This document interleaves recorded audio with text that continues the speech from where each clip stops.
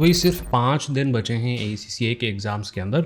गलत स्ट्रैटेजी से panic create हो सकता है, सही स्ट्रैटेजी से क्लैरिटी और कॉन्फिडेंस आ सकता है। इस वीडियो के अंदर हम फटाफट ये 5 दिन की स्ट्रैटेजी जो है वो डिस्कस करने वाले हैं ताकि आप वापस अपनी पढ़ाई के अंदर फटाफट से लग जाओ। हाय, मैं हूँ CA Gaurav Sabharwal, A-Team commerce academy Indore से। स्ट्रैटेजी की बात करें इससे पहले ये समझ लेते हैं कि क्या आपको बिल्कुल नहीं करना चाहिए। मैंने लिंक्डइन पे एक सर्वे कंडक्ट किया था जिसके अंदर 80% आपके जो सीनियर्स हैं जो ACCA के अंदर सक्सेसफुल रह चुके हैं, उन्होंने कहा कि आपको 2 चीज़ें तो बिल्कुल नहीं करना चाहिए इस टाइम पे। एक तो है कि आपको पूरा का पूरा स्टडी किट दोबारा से रीड नहीं करना चाहिए और दूसरा ये कि पूरा का पूरा एग्ज़ाम किट सॉल्व करने की कोशिश बिल्कुल नहीं करना चाहिए। अब कुछ समझदार लोग हैं जो आपको ऐसा करने के लिए कह रहे हैं, बट प्लीज़ ऐसे लोगों से आप दूर रहें क्योंकि इससे सिर्फ पैनिक क्रिएट होता है और आप कभी भी इन चीज़ों को इतने कम समय के अंदर फिनिश कर नहीं पाते। सो आपको केवल वही करना चाहिए जो आपके सीनियर्स आपको करने के लिए कह रहे हैं। और आपके सीनियर्स क्या कहते हैं उसके लिए 2 पॉडकास्ट मैं उनके साथ ऑलरेडी कर चुका हूं और दोनों के लिंक डिस्क्रिप्शन में दे रखे हैं मैंने। बट आपको एक छोटा सा मैं क्रक्स दे देता हूं कि आपको करना क्या चाहिए। आपको कुल मिला के 4 चीज़ें करनी है, मैं फटाफट से बता देता हूँ।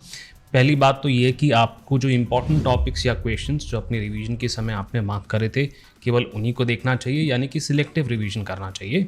दूसरी बात हम यहाँ पर कहते हैं कि आपको स्पीड प्रैक्टिस करनी चाहिए। स्पीड प्रैक्टिस के लिए आपको अब एक्सेल या वर्ड का इस्तेमाल नहीं करना है।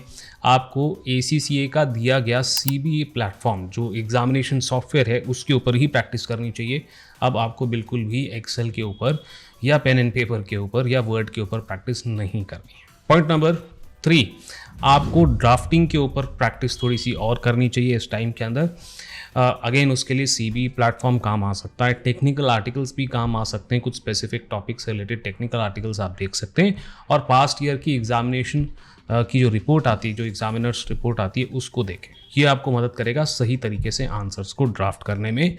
और चौथी और आखिरी बात ये है कि अब आपको अपनी स्लीप साइकिल जो है वो ठीक करनी है। बहुत क्रूशल है। आपको लग रहा होगा कि सर मजाक कर रहे हैं, इतनी इंपॉर्टेंट बात के बीच में इतनी छोटी सी बात कह रहे हैं, बट ये बहुत इंपॉर्टेंट है।